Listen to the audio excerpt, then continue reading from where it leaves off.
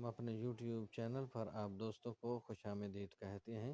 آج ایک بار پھر اخلاقی اور سبق آموز کہانی کے ساتھ آپ دوستوں کی خدمت میں حاضر ہیں۔ کہانی کا عنوان ہے دنیا کی جدید ترین مگر بیکار کار۔ جانیے گا اخلاقی سبق آج کی اس ویڈیو میں۔ جڑے رہیے ہمارے یوٹیوب چینل کے ساتھ۔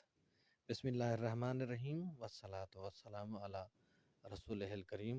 السلام علیکم، اس امید کے ساتھ کہ آپ ایمان و صحت کی بہترین حالت کے ساتھ خوش و خرم زندگی بسر کر رہے ہوں گے۔ تو یہ چلتے ہیں آج کی کہانی کی جانب۔ اگر میں تمہیں ایک شاندار کار تحفے کے طور پر پیش کروں تو کیسا ہے؟ سائنسدان نے اپنے بیٹے کی طرف دیکھ کر کہا۔ یہ سن کر بیٹے کی باچھیں کھل گئیں۔ یہ کار دنیا کی جدید ترین کاروں میں سے ایک ہے، لیکن اس میں ایک خامی ہے، باپ نے کہا۔ وہ کیا ہے؟ بیٹے نے تشویش بھرے لہجے میں استفسار کیا۔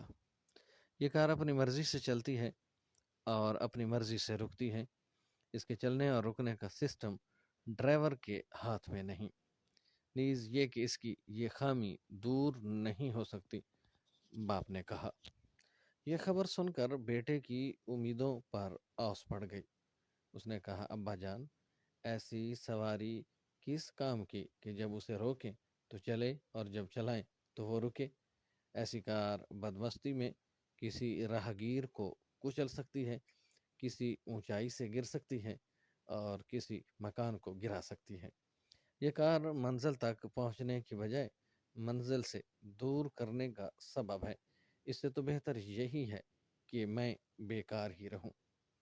میرے خیال میں اگر میں اور آپ بھی اس فرزند رشید کی جگہ ہوتے تو یہی یا اس سے ملتے جلتے الفاظ کہتے۔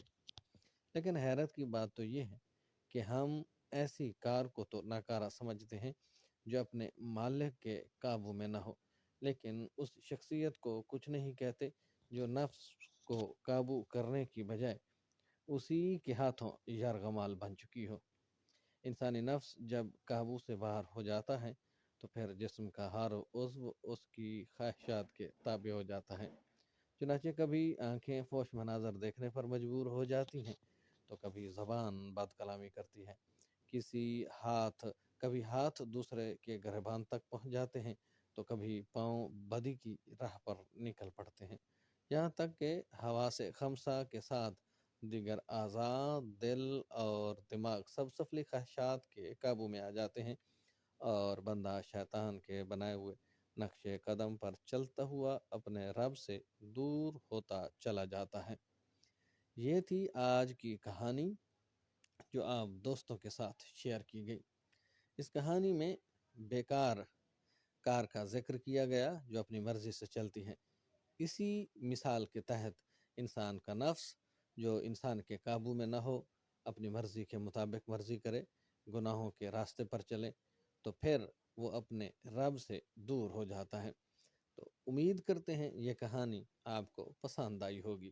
اگر کہانی پسند آ جائے اور دل اس بات پہ اقرار کر لے کہ چینل پہ اچھی چیزیں ملتی ہیں تو چینل کو ضرور سبسکرائب کیجئے گا اور مزید ویڈیوز کے حصول کے لیے بیل آئیکن کو ضرور دبائیے گا۔ اب تک کے لیے اتنا ہی، ملتے ہیں نئی کہانی نئی حکایت کے ساتھ۔ تب تک اپنا خیال رکھیے گا، اپنی دعاؤں میں یاد رکھیے گا۔ اللہ ہم سب کا حامی و ناصر